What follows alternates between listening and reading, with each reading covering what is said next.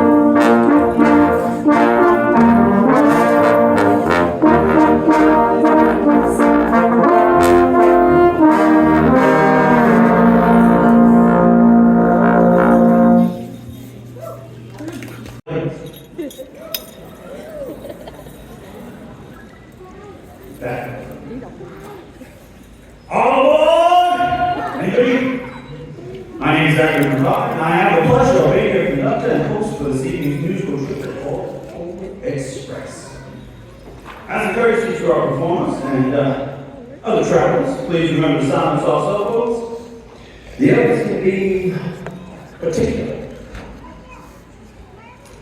Welcome this evening as we showcase some of the most wonderful musicians here that we have in Clover School District.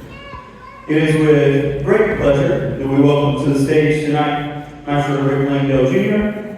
for our first opening piece, Christmas on Parade.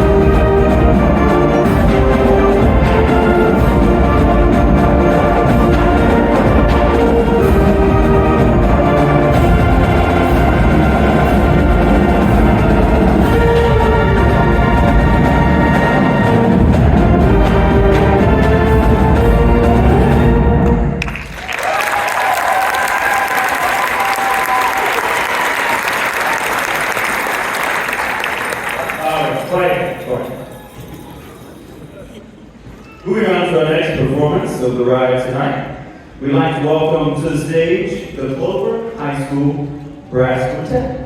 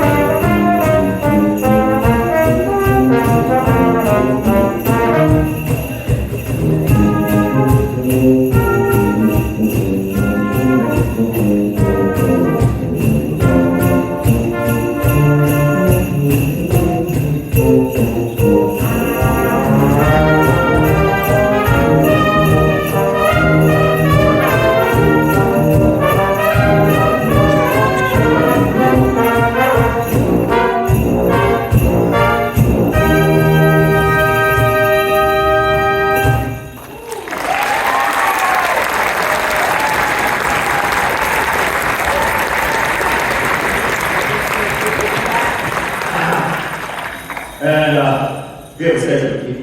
Well, please welcome the next two selections, the Clover High School Saxophone Quartet.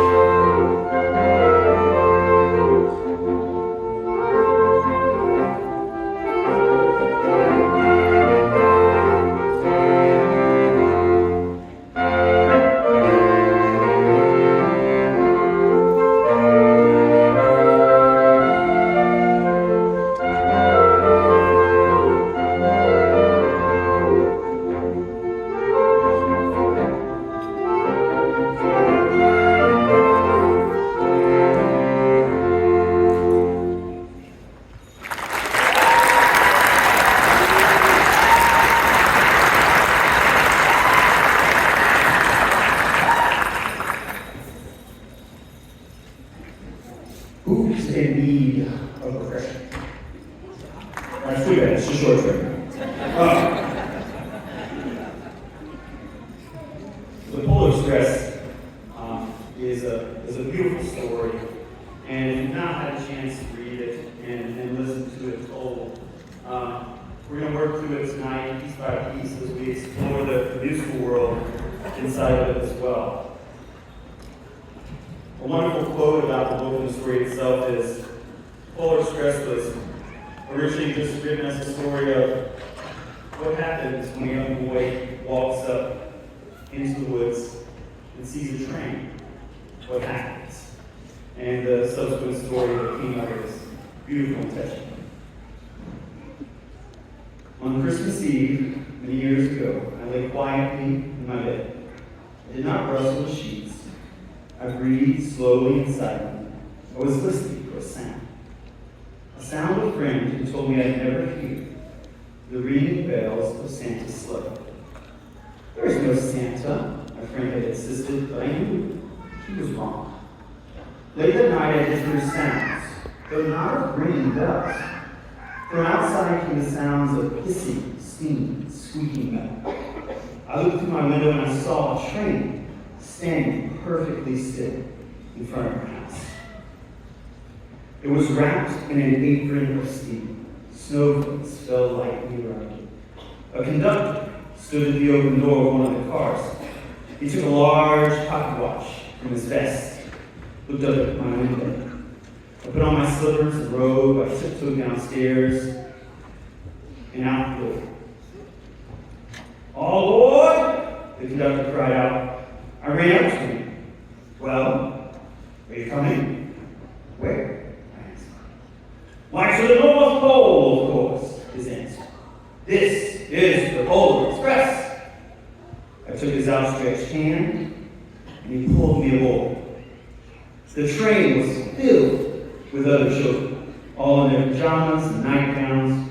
We sang Christmas carols, ate candies with nougat centers and white snow. We drank hot chocolate, thick and rich as melted chocolate bars.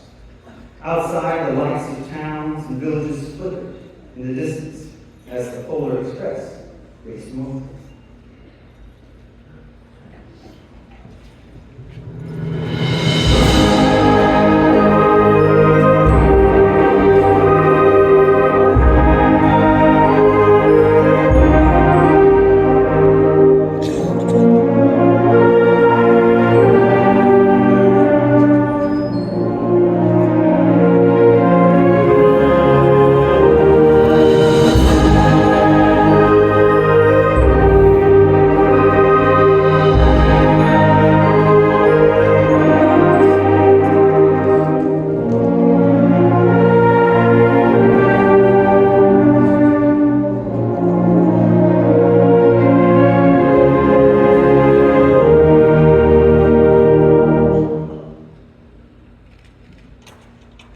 Soon there were no more lights to be seen. We traveled through cold, dark forests where legion wolves roamed and white-tailed rabbits hid from our trains and thundered through the quiet wilderness. We climbed mountains so high it seemed as if we would scrape the moon, but the Polar Express, it never slowed down. Faster and faster we ran along, rolling over peaks and through valleys like a car on a roller coaster. The mountains turned into hills, the hills to snow-covered plains. We crossed a barren desert of ice, the great polar ice cap. Lights appeared in the distance. They looked like the lights of a strange ocean liner sailing on a frozen sea. There, said the conductor, is the North Pole.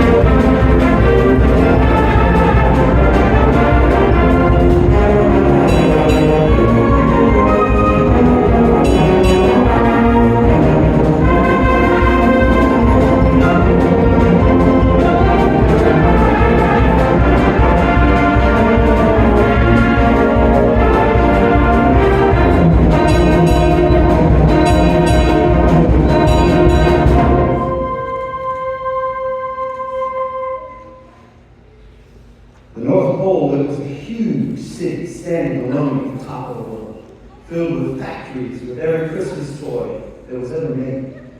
At first we saw no elves. They're gathering at the center of the city, the conductor told us. That is where Santa will give the first gift of Christmas. Who receives the first gift? We all asked. The conductor answered, you choose one of you. Look! Shouted one of the children. The elves! Outside we saw hundreds of elves. As our train drew closer to the center of the North Pole, we slowed to a crawl. So crowded were the streets with Santa's helpers. When the Polar Express would go to the fog, we stopped, and the conductor led us outside. We pressed through the crowd to the edge of a large open circle. In front of us stood Santa's sleigh. The reindeer were excited, they pranced and paced, ringing the silver bells that hung from their arms. It was a magical sound, like nothing I'd ever heard. Across the circle, the elves moved apart, and Santa Claus appeared. The elves cheered. Wow.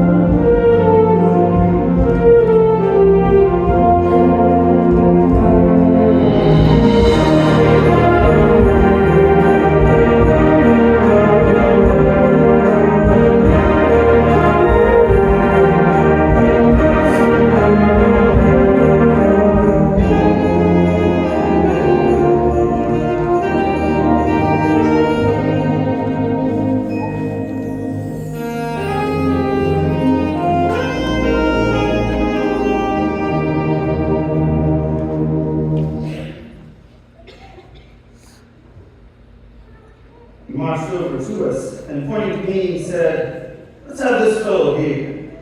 He jumped up into his sleigh. The conductor handed me up. I sat on Santa's knee and he asked, now what would you like for Christmas?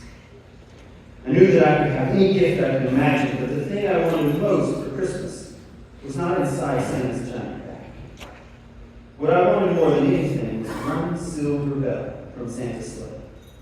When I asked, Santa smiled. Then he gave me a hug and told an elf to cut a bell from the reindeer's arms. The elf tossed it up to Santa. He stood holding the bell high above him. And he called out, the first gift of Christmas. A clock struck midnight. As the elves roared their approval, Santa handed the bell to me and I put it in my bathroom pocket. The conductor helped me down from the sleigh. Santa shouted out the reindeer's names and cracked his whip. His team charged forward and climbed into the air. Santa circled once above us, then disappeared into the cold, dark, cold sky.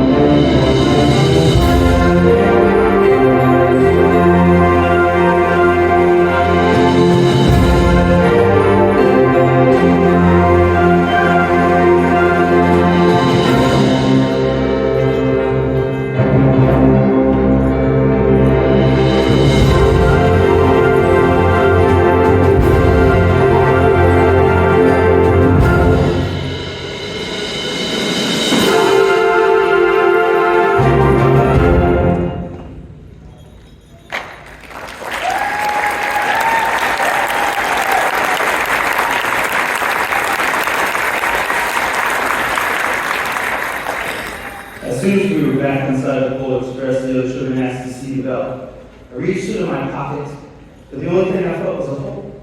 I had lost the silver bell from Santa Claus's slip. "Let's hurry outside, look for it," one of the children said. But the train gave a sudden lurch and started moving.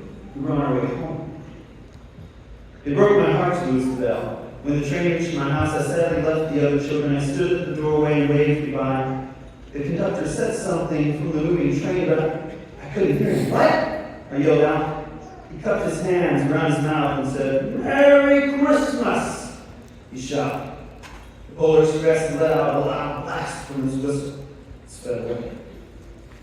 On Christmas morning, my little sister Sarah and I opened our presents. When it looked as if everything had been unwrapped, Sarah found one last small box behind the tree. It had my name. Inside was a silver bell. There was a note.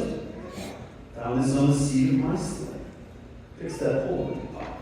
Signed, Mr. C." I shook the bell. It made the most beautiful sound my sister and I ever heard. But my mother said, "Oh, that's too bad." "Yes," said my father, "it's broken." When I'd shaken the bell, my parents had not heard a sound. At one time, most of my friends could hear the bell. But as years passed, it fell silent for all of them. Even Sarah found one Christmas that she could no longer hear the sweet sound. Though I've grown old, the bell still rings for me, as it does for all who truly believe. I think I hear some bells. Do I hear some bells?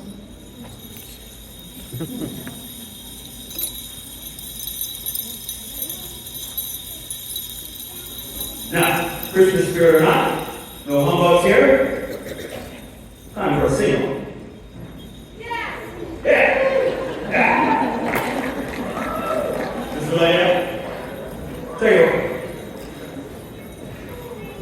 All right, this is our first rehearsal with you guys. I've done my best with them.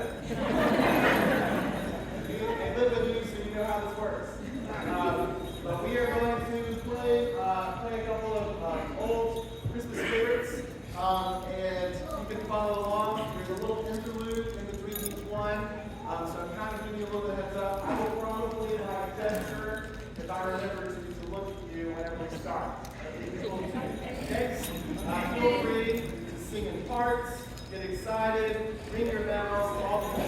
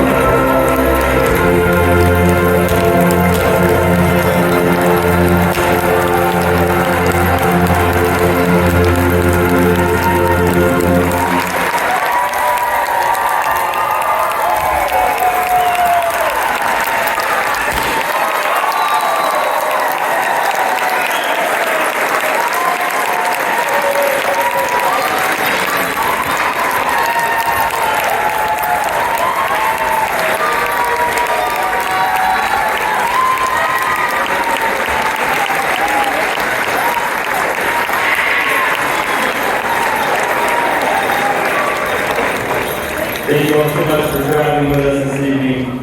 Do you have final remarks? Oh. Thank you so much for coming out tonight. I know this time of year is busy to say the least. My wife and I had to schedule a meeting to talk about the schedule for this week, as both music teachers and a busy child as well. But thank you so much. We talked to the kids as we were preparing the music about the different contexts and how we can have different belief systems and in the South, it's easy for us to just assume and ask, well, where do you go to church? And so